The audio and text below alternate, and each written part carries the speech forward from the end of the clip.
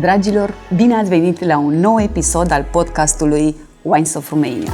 Acest podcast este inspirat de programul Deschidem Vinul Românesc, program național dezvoltat de Carrefour România. Deschidem Vinul Românesc, program inițiat de Carrefour România, susținător al producătorilor locali de vinuri din 2019. Astăzi ne aflăm într-un loc special, alături de o doamnă specială, și anume Monica Dinu. Monica, bine ai venit la podcastul Wines of Romania. Bine v-am găsit sau bine ați venit voi la mine, că sunteți la mine acasă. Și îți mulțumesc mult pentru invitație, îți mulțumesc mult că te-ai gândit să prezinți și altă latură a domeniului. Am văzut foarte mulți oameni din producția de vin, vinificatori, proprietari de crame și mă bucur să fiu alături de voi la acest podcast. Să știi că a fost oarecum regizat, pentru că luna martie mi-am propus să o dedic doamnelor faine din lumea vinului și păcat că luna are doar 4 săptămâni, motiv pentru care A trebuit să iei niște decizii radicale, că suntem multe în domeniu. A fost foarte, foarte greu, dar consider că reprezinți cu succes o zonă foarte importantă din industria vinului din România și mă bucur tare mult că în următoarele minute, cu ajutorul tău și generozitatea ta, o să oferim împreună, mai ales tu, surse de inspirație atât pentru producători, cât și pentru iubitorii de vinuri din România. Îți mulțumesc mult! Sper să avem o conversație plăcută care să stârnească interesul tuturor celor din domeniu. E onorant să fiu alături de voi. E o industrie în care sunt foarte multe doamne care au reușit să aibă succes atât în producția de vin, dar și pe alte laturi ale business-ului și mă bucur să fiu printre cele 4 care vorbesc despre industrie în luna martie. Dacă ți-aduci aminte, când am ajuns, am zis că trebuie să avem și un vin în pahar, că suntem la Wines of Romania, cu atât mai mult un vin românesc.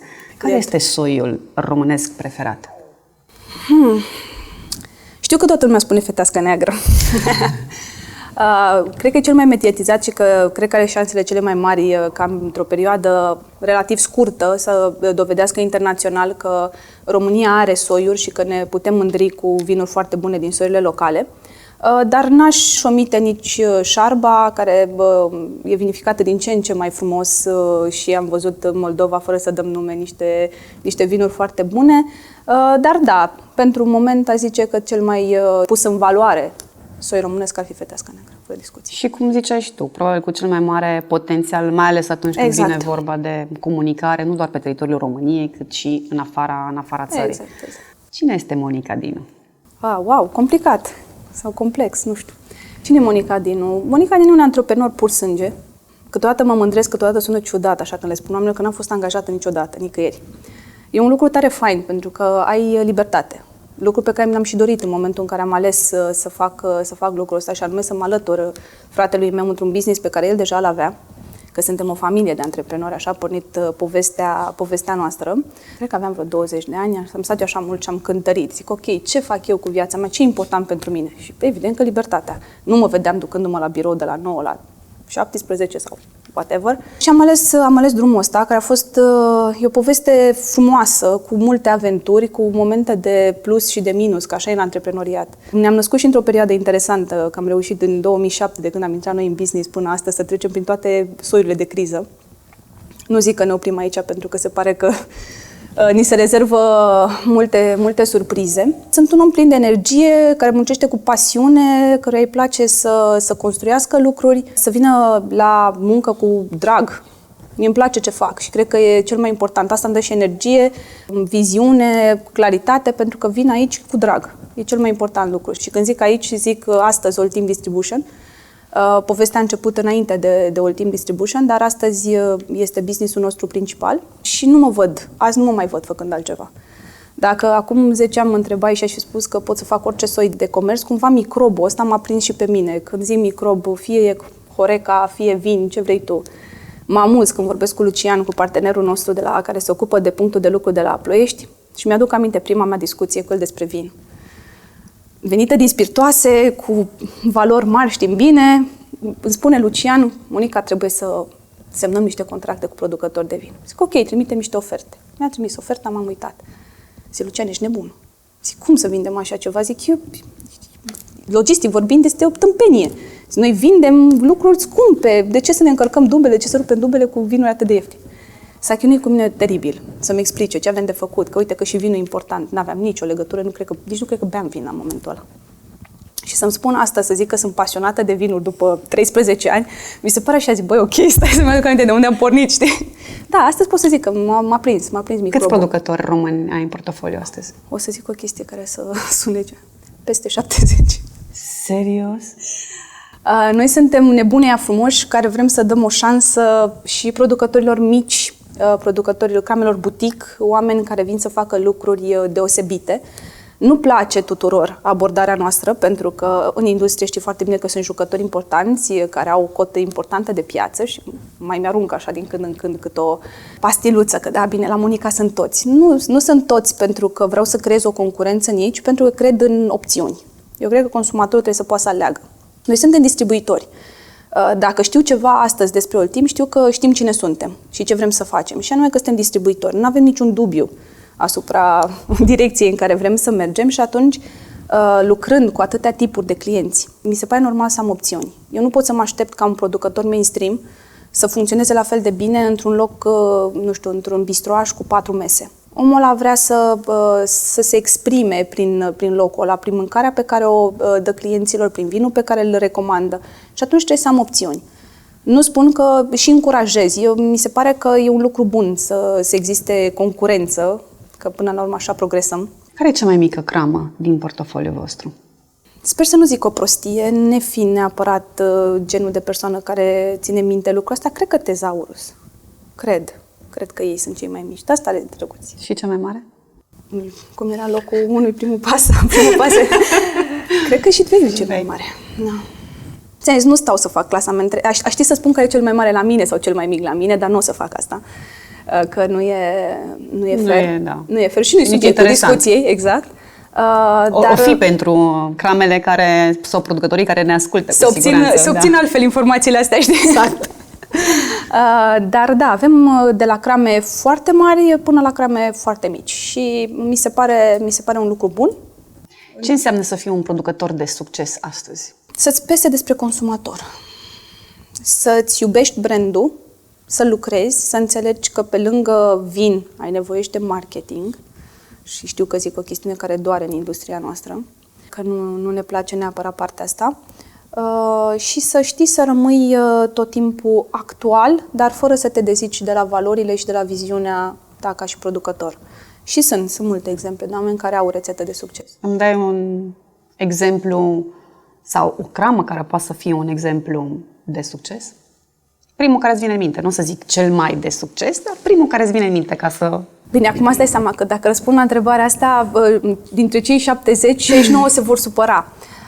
Sunt multe rețete de succes și uite, o să fac o chestiune care e complet atipică și o să dau un exemplu de o cramă care îmi place ca abordare, cu care nu lucrez. Iată. Da? Care e? Rasova. Și ți-o spun cât se poate transparent, mi se pare că au cea mai frumoasă comunicare, cea mai prezentă, cea mai actuală și că e de luat în considerare pentru că e o cramă nouă și care se prezintă extrem de frumos. Dintre cei pe care i-am, sunt oameni care dovedesc că pot fi în continuare actual prezenți. Nu știu, începem poate cu unul dintre cei mai vechi producători serve, care încearcă să se redefinească și să rămână actual, dar făcând vinuri în același stil și bazându-te întotdeauna pe calitatea produsului lor. Un jucător foarte mare cum e Recașu, care întotdeauna e atent la piață și încearcă să facă lucruri interesante. O să spun Petro Vaselo, care mi se pare una dintre revelațiile ultimilor 5 ani.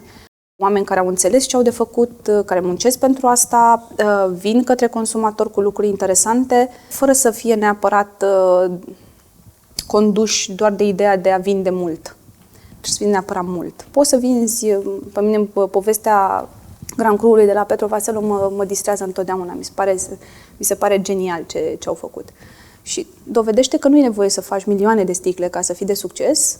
Acum știi cum e, povestea de succes ține foarte mult și de cel care o construiește. Și de cel care o ascultă. Succesul e diferit pentru fiecare, știi? Ce înseamnă să fii femeie în industria de vin din România? Un mare atu. Un mare atu din punctul meu de vedere, pentru că femeile nu sunt orgolioase. Femeile sunt serioase, muncitoare, implicate. Și de ce nu într-o industrie dominată de bărbați, chiar dacă au început să fie destul de multe femei, este în continuare industrie a bărbaților, te miști ușor. Dacă zâmbești și ești drăguță, te miști ușor. Cum ai evoluat? Și e frumos că de multe ori e și subestimată și atunci lucrurile sunt și mai interesante. Cum a evoluat consumatorul în România în ultimii... Mult. Hai să zic 5 ani, 10 ani? Rapid, mult. Dintr-o joacă am ajuns să am și un wine bar împreună cu Radu Dumitrescu și pentru mine a fost un exercițiu de a sta aproape de consumator. Din biroul nostru, al firmei de distribuție, luam contact întotdeauna cu proprietarii de restaurante, cluburi, baruri și așa mai departe sau retailer. Mai puțin cu consumatorul final. Iar joaca asta pe care o avem noi la Lovin m-a ajutat să intru în contact cu consumatorul, să-mi dau seama că sunt din ce în ce mai pasionați, dornici să încerce lucruri noi, apropo de ce-ți spuneam mai devreme, că nu ne putem bloca în câțiva producători și că trebuie să oferim opțiuni. Interesați, pasionați, de la oameni foarte, de la tineri, chiar 20 și ceva de ani, până la cei maturi, o să zic maturi, că acum nu mai folosesc alt termen, nu mai zic nici măcar în vârstă, că am început să intru în categoria în care suntem maturi. Mult mai atenți la ce consumă, mult mai atenți la raportul preț-calitate. E un consum mult mai conștient, dacă mă întreb pe mine, și cred că se bea mai mult vin astăzi decât acum 5 ani. Sau cel puțin mai de calitate. Cu siguranță. Aici vorbim și despre evoluția cramelor. Vinurile sunt din ce în ce mai bune. E complicat astăzi să spui că X face vin bun și celălalt nu face. Nu, toți fac vinuri din ce în ce mai bune. Sunt alte lucruri pe care le poți discuta apropo de diferențiatorii dintre ei, dar calitatea începe să fie prezentă la toată lumea, ceea ce este extrem de important pentru toată industria. Firmă de distribuție cu o creștere exponențială extraordinară. Nu doar vinuri, ci și spiritoase, și apă și așa mai departe. Care este cheia succesului, Monica? Să ai mintea deschisă și să fii dispus să încerci, să riști. Noi am riscat mult în toți anii ăștia. Noi am fost challenger în industria asta. Am intrat relativ târziu, în 2010. Trebuia să vii cu o abordare nouă. Experiența pe care o aveam din importuri,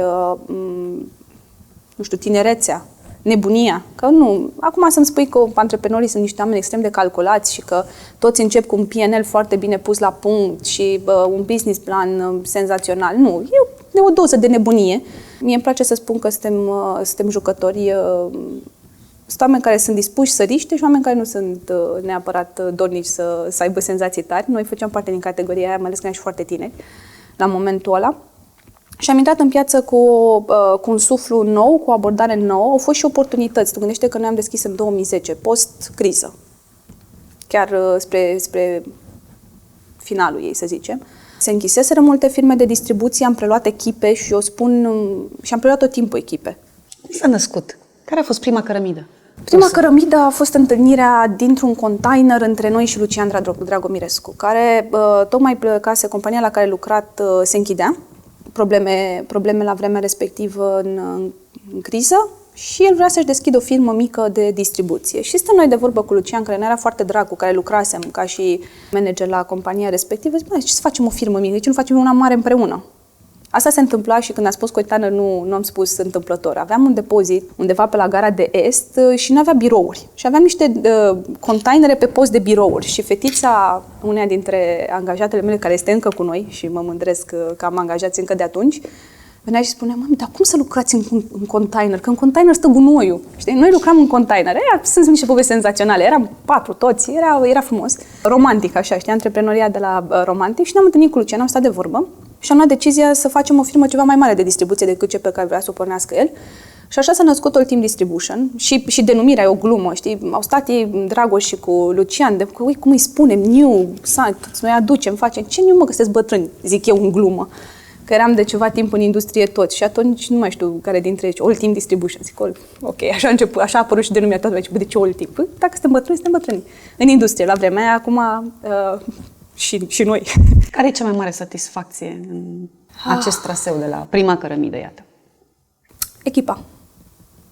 Am o echipă frumoasă. Suntem o echipă frumoasă. În toți anii ăștia ni s-au alăturat oameni care văd lucrurile la fel ca și noi, în aceeași direcție, suflu, energie, pasiune, oameni care nu sunt întâmplător în domeniul ăsta, n-au de gând să schimbe peste 2 ani. Le place foarte mult ceea ce fac, vor să fie aici, vor să facă performanță. Mie îmi plac oamenii care își setează singuri obiective. Ok, compania dă direcții, dar dacă tu ca individ nu-ți dorești mult de la viață, e puțin probabil ca eu să te pot ghida spre performanță. Am nevoie de oameni care să-și dorească performanța așa cum ne dorim și noi, pentru că e un ritm alert. E un domeniu problematic, fără program, cu activități și de zi și de noapte, cu deplasări multe. Dacă nu-ți place, e complicat să-l duci. Nu poți, nu pleci la 5 acasă, nu te întâlnești cu familia la ora stabilită și atunci trebuie să știi să ai un management al timpului foarte bun și repede să-ți placă. Și da, dacă mă mândresc de ceva, mă mândresc că suntem împreună cu echipa cu care am pornit acum 13 ani la Ultim și am adus alături de noi, am tot completat în toți anii ăștia cu oameni care văd lucrurile la fel. Și ne-am strâns o echipă mare, măricică, hai să nu zic mare, că se mai poate, mai facem. Cât sunteți? În toate cele 3 companii, 70. 70 de producători, 70 de oameni în familia Ultim. Da, trebuie să trecem la 100 acum.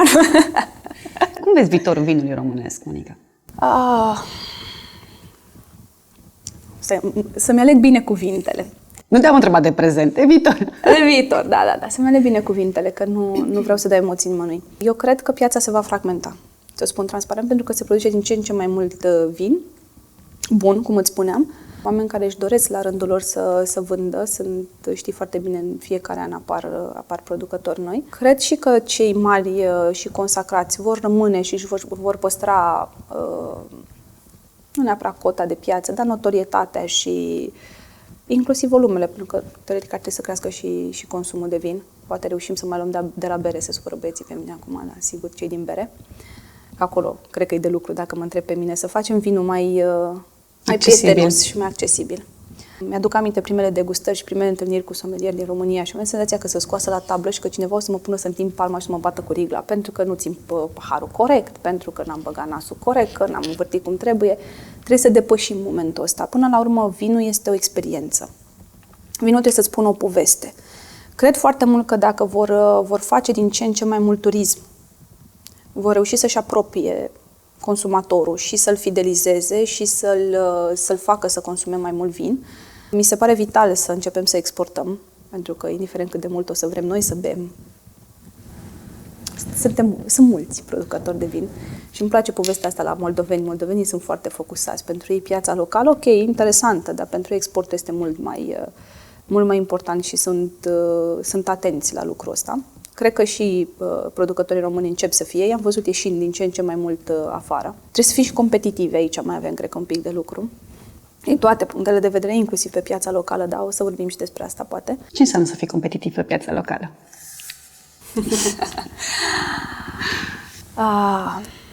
Știi că ți-am spus la un moment dat de raportul preț-calitate, este o obsesie de-a lui Iani, partenerul meu, cu raportul preț-calitate și le zice tot timpul producătorilor și angajaților noștri. Avem un mare avantaj că consumatorul român e naționalist și că prima lui alegere, încă, în mare parte, este să bea vin românesc. Dar va trebui la un moment dat să ne putem compara cu piața internațională, cu producătorii mari, lume veche, lume nouă, cum vrei tu să le spui, și să fim printre ei. Adică produsul pe care tu îl pui să aibă o calitate și un preț comparabil cu alte vinuri din lumea mare. Mai avem de lucru aici, dacă mă întrebi. Cred că e nevoie de mult management în producția de vin ca să putem ajunge acolo. Eu înțeleg și pe producători, e greu. Pornești, sunt multe probleme, lipsă de predictibilitate, business-urile sunt tinere, sunt puține business-uri mature în vin. Dacă ai deschis acum 5 ani, eu de-abia acum am senzația așa că am ajuns cu Ultimul după 13 ani la un soi de maturitate, un soi. Dar primii 10 ani sunt grei, e de muncă și formă de distribuție, nu mai vorbesc de producători de vin. Neavând istorie, atât în business, dar și în poveste, că și aia ajută, că am tot văzut povești create și unele dintre ele chiar frumoase. E nevoie de timp ca piața să se așeze, ca ei să învețe, să fie eficienți, să aibă răbdare, să nu își imagineze că își recuperează investiția în 5 ani. Știi gluma aia celebră cu intri miliardar și ești milionar, din povestea cu vinul. o zic toți, dar șanse măricele pentru mulți. E nevoie de răbdare, dacă mă întreb pe mine. E frumos să vezi că, nu știu, scase în Italia de nu știu câte sute de ani. Ok, hai să ajungem acolo, vedem dacă putem și noi să avem aceeași prezență internațională ulterior. Având în vedere că suntem în luna martie și cu siguranță ne ascultă, ne urmăresc și multe femei faine, ce sfat ai da unei doamne care dorește să îmbrățișeze cariera de antreprenor, indiferent de industria în care activează? Pasiune, perseverență, muncă și studiu continuu. Nu se oprește niciodată. Dacă vrei să fii prezent, dacă vrei să fii actual și să ai succes pe termen lung, trebuie să înveți în continuu. În mod direct, cursuri, și acum oferta este senzațională. Mă gândesc că acum 15 ani aveai 10 opțiuni. Și unde să fii atentă? Asta. Să fii atentă la piață, să fii atentă la tendințe, să fii atentă la piețele internaționale. Avem cumva, știi cum e, glumim câteodată că suntem înapoiați și pun ghilimele de rigoare ca să nu supăr pe nimeni. Avem avantajul că sunt țări care sunt înaintea noastră din toate punctele de vedere și nu trebuie să inventăm nimic, ci trebuie doar să aruncăm o privire peste gard și să vedem. Nu-ți ascund, când am pornit distribuția, am fost în Germania și am văzut o firmă de distribuție din Germania. Nici acum n-am ajuns acolo și au trecut 13 ani. Ce sfat i-ai da Monicăi de acum? Monica de 13 ani în urmă, cu 13 ani în urmă. Să aibă mai multă răbdare. Ne-am dorit lucruri rapid și am greșit de multe ori. Am învățat, evident, din greșeli a fost un learning on the job pentru noi. Noi nu veneam din industrie, nu veneam din distribuție, n-aveam vreo 10 ani în direcția asta și vedem că am făcut greșeli care aveau legătură și cu vârsta și cu lipsa de informație. Am învățat din ele. Când am terminat MBA-ul, unde am ales să fac eu MBA-ul la Asebus, erau două tipuri. Erau cei care erau antreprenori, MBA pentru antreprenori și MBA pentru manageri profesioniști. Și la final ne-au pus să ținem un speech cei care am terminat șef de promoție sau cum zice și la MBA, că nu mai știu.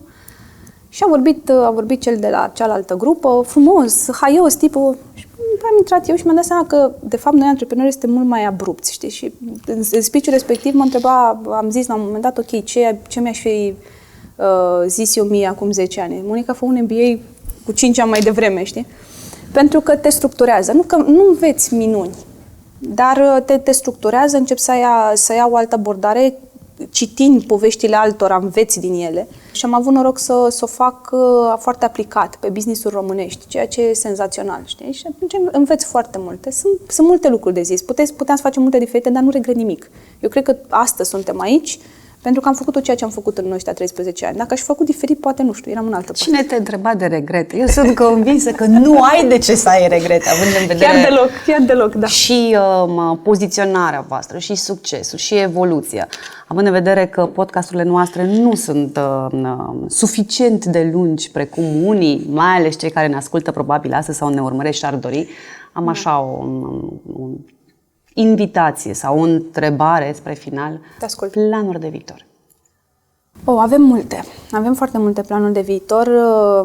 Pe termen scurt, dacă mă întrebi, suntem extrem de concentrați în a face investiții în zona de digitalizare, automatizare. Este extrem de important să ne creștem eficiența, să oferim servicii din ce în ce mai bune. Evident că ne dorim în continuare să creștem. Noi în ultimii 2 ani am avut niște creșteri care nu sunt neapărat în tendința pieței. Am făcut mișcări la nivel de echipă și de portofoliu care au adus creșteri extraordinar de frumoase, dar atipice cumva pentru piață.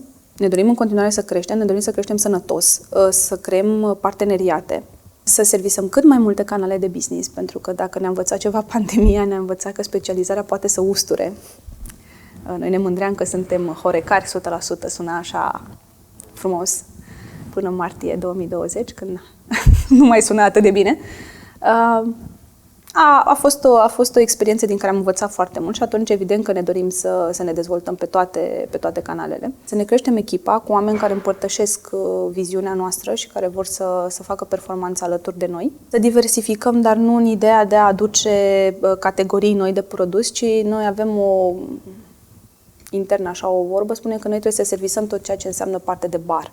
Și atunci trebuie să poți să oferi tot ce are nevoie barul. Că e al clubului, că e al wine barului, că e al restaurantului, nu mai contează. Și atunci trebuie să fim foarte atenți la piață și la tendințe. Lucrurile se schimbă mult mai repede. Eu am o glumă așa, că faptul că nu mai avem aceeași putere de concentrare ca odinioară, pentru că avem extraordinar de mult stimul, iubim produsele pe termen mai scurt și vrem tot timpul schimbare. Noi, în general, consumatorii. Și atunci nu poți să zici că ai rețeta, că n-ai niciodată rețeta, că iar se schimbă. E extrem de dinamică piața și apar jucătorii noi întotdeauna pe toate. Și în spiritoase sunt foarte mulți jucători. Ce-i drăguț e că în spiritoase lucrurile sunt mai așezate. Cum scoate cineva capul și face performanță, e cumpărat și se alătură unui grup mare, știi? În vin nu e chiar așa, dar în spiritoase imediat se simplifică existența, știi? Să știe, poate și pe vinuri multe se vor schimba tocmai în această Eu cred că avem nevoie în industrie să ne unim forțele. Iată. Competiția este bună, e sănătoasă, ne duce spre performanță, dar până la urmă trebuie să lucrăm împreună. Și să lucrăm împreună înseamnă producători de vin, distribuitori. Sunt membră Asociației Distribuitorilor, fac lucruri împreună cu colegii mei din țară și din București și încercăm să schimbăm mediul, să fie unul mult mai sănătos pentru noi. Sunt multe planuri. Am putea povesti 2 săptămâni la câte am de gând să fac, dar pe termen scurt asta e. Focusul e pe zona de digitalizare, automatizare, investiții în depozit în continuare. Făcut și mai facem creștere. Orizontal și vertical. Ca să facem asta investim atât în softuri, în echipamente, dar și în oameni. Pentru că cred că echipa mea trebuie să devină o echipă de consultanți, oameni specializați în domeniu, îi trainuim în direcția asta sau îi școlarizăm, ca să sune mai frumos în română. Cursuri de vin la cursuri de spiritoase, sunt oameni care sunt capabili să construiască un meniu, să dea consultanță, să-și ajute partenerii, pentru că așa le numim clienții. Deci investiții pe toate laturile. Foarte, foarte bine, mai ales zona în care se acordă atenția cuvenită resurselor, în mod deosebit oamenilor cu care se construiește, că nu este suficient să ai un produs fain sau o rețetă care... Este unul dintre asetele noastre principale, oamenii. Fără ei ne va fi complicat, de-aia ți-am spus că dacă îți mândă de ceva, îți mândă de echipă. Bravo! Monica, eu nu pot decât să-ți mulțumesc și să-ți urez succes din toată ființa mea, pentru că ești un model fain, atât pentru femei, că spuneam mai devreme ce sfat ai sau ce îndrumare ai putea să împărtășești astăzi cu noi și cu doamnele care ne ascultă. Îți mulțumesc tare mult, mult succes, baftă și ține-o tot așa și peste nu foarte mult timp să ne revedem aici și să fi făcut deja ce am zis, nu? Iată! Îți mulțumesc mult! Și eu! Dragilor, sper că v-a plăcut conversația noastră. Mie, cel puțin, mi-a făcut mare plăcere să stau de vorbă cu Monica Dinu. Având în vedere că suntem încă în luna martie, doresc să profit de ocazie și să urez un călduros la mulți ani tuturor doamnelor, fie ele din lumea vinului sau doamne care apreciază vinul românesc. Vă invit să urmăriți și celelalte episoade și să fiți alături de noi în această călătorie împreună cu Wines of Romania podcast. Vă pup!